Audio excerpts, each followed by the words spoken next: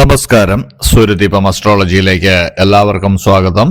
നമ്മൾ ഇന്നിവിടെ സംസാരിക്കുന്ന വിഷയം പൂരം നക്ഷത്രത്തെക്കുറിച്ചാണ്. പൂരം നക്ഷത്രക്കാരുടെ 2025 വർഷം അവസാനം എങ്ങനെയാണ് എന്നാണ് നമ്മൾ നോക്കുന്നത്. അതായത് ഡിസംബർ അവസാന 16 ദിവസം. ഈ ദിവസങ്ങൾ വളരെ ശുഭകരമാണെങ്കിൽ നിങ്ങൾക്ക് 2026 വർഷത്തെ വളരെ സന്തോഷത്തോടെ വരവേൽക്കാൻ കഴിയുന്നതാണ്. അപ്പോൾ ഇതിനായിട്ട് നിങ്ങൾ എന്തൊക്കെയാണ് ചെയ്യേണ്ടതെന്ന് കൂടിയാണ് നമ്മളിവിടെ പറയുന്നത്. അപ്പോൾ ഫലത്തിലേക്ക് കടക്കുന്നതിന് മുമ്പ് നമ്മളുടെ ചാനൽ ഇതുവരെ സബ്സ്ക്രൈബ് ചെയ്തിട്ടില്ല എങ്കിൽ സബ്സ്ക്രൈബ് ചെയ്യുക. കൂടാതെ വീഡിയോകൾക്ക് ലൈക്കും ഹൈപ്പും ചെയ്യാൻ മറക്കരുത്. അതോടൊപ്പം തന്നെ നമ്മളുടെ പൂജയിലുള്ള പ്രാർത്ഥനയിൽ നിങ്ങളെ ഉൾപ്പെടുത്തണമെന്നുണ്ടെങ്കിൽ നിങ്ങളുടെ പേരും നക്ഷത്രവും ജന്മവർഷവും തീയതിയും കമന്റ് ബോക്സിൽ രേഖപ്പെടുത്തുക. ഈ പൂരം നക്ഷത്രക്കാർക്ക് ഭൂമിക്രയ വിക്രയങ്ങളിലൊക്കെ ലാഭമുണ്ടാകുന്നുണ്ട്. അതോടൊപ്പം തന്നെ വാഹന ഇടപാടുകളിലും ലാഭം ഉണ്ടാകുന്ന ഒരു സമയമാണ്. വിരോധികളായിരുന്നവരൊക്കെ അനുകൂലരായിട്ട് തീരുന്ന ഒരു സമയമാണ്. നിങ്ങൾ ഏറ്റെടുക്കുന്ന പ്രവർത്തികൾക്കൊക്കെ പൂർണ്ണ പിന്തുണ ലഭിക്കുന്നുണ്ട്. അതുകൊണ്ട് തന്നെ നിങ്ങൾക്ക് ആശ്വാസം ഉണ്ടാകുന്നതാണ്. ആത്മവിശ്വാസത്തോടുകൂടി പ്രവർത്തിക്കുവാനുള്ള സന്നദ്ധതയും നിങ്ങൾക്കുണ്ടാകുന്നുണ്ട്. നിങ്ങളുടെ ബിസിനസ്സിലൊക്കെ പുരോഗതിയാണ് കാണുന്നത്. കാര്യനിർവഹണ ശക്തിയും ഉത്സാഹവും ഉന്മേഷവും എല്ലാം നിങ്ങൾക്ക് വർദ്ധിക്കുന്നുണ്ട്.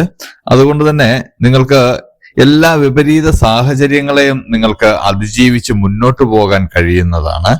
പുതിയ ഭവനം വാങ്ങുവാനോ അല്ലെങ്കിൽ പുതിയ ഭവനത്തിനുള്ള നിർമ്മാണ പ്രവർത്തനങ്ങൾ തുടങ്ങി വയ്ക്കുവാനോ ഒക്കെ കഴിയുന്ന ഒരു സമയമാണ്. കലാകായിക രംഗത്തുള്ളവർക്ക് വളരെയേറെ മികച്ച ഒരു സമയമാണ്. അതുപോലെ തന്നെ രാഷ്ട്രീയ രംഗത്തുള്ളവർക്ക് പുതിയ പദവികളൊക്കെ ലഭിക്കുന്ന ഒരു സമയം കൂടിയാണ്. ഒരുപാട് കാലമായിട്ട് കിട്ടാതെ കിടന്നിരുന്ന പണമൊക്കെ നിങ്ങൾക്ക് തിരികെ ലഭിക്കുന്ന ഒരു സമയമാണ്. വിദ്യാർത്ഥികളെ സംബന്ധിച്ച് പരീക്ഷാദി കാര്യങ്ങളിലൊക്കെ വിജയം ഉണ്ടാകുന്ന ഒരു സമയമാണ്. വിദേശ പഠനം ആഗ്രഹിക്കുന്നവർക്കൊക്കെ അത് ലഭിക്കുന്നതാണ്. ഇത്രയും നിങ്ങൾക്ക് നല്ല കാര്യങ്ങളാണ് ഈ 16 ദിവസത്തിനുള്ളിൽ സംഭവിക്കുന്നത്. എന്നാൽ ചില ദോഷവശങ്ങൾ കൂടിയുണ്ട്.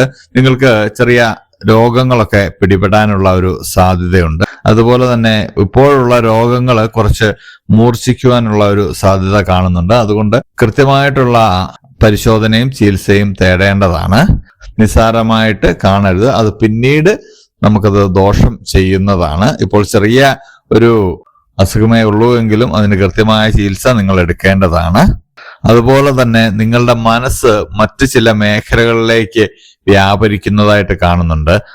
ലഹരി പദാർത്ഥങ്ങളുടെ ഉപയോഗവും മറ്റ് ചില കുൽസിത പ്രവർത്തികളിലൊക്കെ ഏർപ്പെടാനുള്ള ത്വരയൊക്കെ നിങ്ങളുടെ മനസ്സിന് വരുന്നതാണ്. അത് നിങ്ങൾ പിടിച്ചു നിർത്തേണ്ടതാണ്.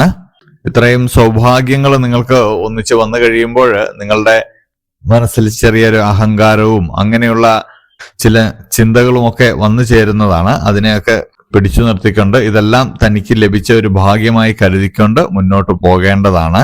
മനസ്സിന് ശാന്തിയും സമാധാനവും ലഭിക്കുവാനായിട്ട് ലക്ഷ്മി ദേവിയെ പ്രാർത്ഥിക്കുകയും പൂജിക്കുകയും ചെയ്യുക. അതോടൊപ്പം തന്നെ ദേവി ക്ഷേത്രത്തിൽ പോകാൻ കഴിയുമെങ്കിൽ പോകുക. ഇല്ല എങ്കിൽ അന്യമതസ്ഥരൊക്കെ ആണെങ്കിൽ അവര് വിശ്വസിക്കുന്ന മൂർത്തികളിൽ പ്രാർത്ഥിച്ച് അവരുടെ ആരാധനാലയങ്ങളിൽ ഒക്കെ ഒന്ന് പോയി പ്രാർത്ഥിക്കുന്നത് വളരെ നല്ലതായിരിക്കും. അപ്പോൾ ഇത്രയും കാര്യങ്ങൾ ശ്രദ്ധിച്ച് മുന്നോട്ട് പോയാൽ പൂരം നക്ഷത്രക്കാർക്ക് 2025 അവസാനം വളരെ ശുഭകരമാക്കുകയും 2026 ആരംഭം വളരെ സന്തോഷത്തോടെ സ്വീകരിക്കാൻ കഴിയുകയും ചെയ്യുന്നതാണ്. അപ്പോൾ ഇതുപോലെയുള്ള അറിവുകൾക്കും വിശേഷങ്ങൾക്കുമായിട്ട് എൻ്റെ ചാനൽ സബ്സ്ക്രൈബ് ചെയ്യുക. ഇനിയും മറ്റൊരു വീഡിയോയുമായിട്ട് നമുക്ക് വീണ്ടും കാണാം. നന്ദി, നമസ്കാരം.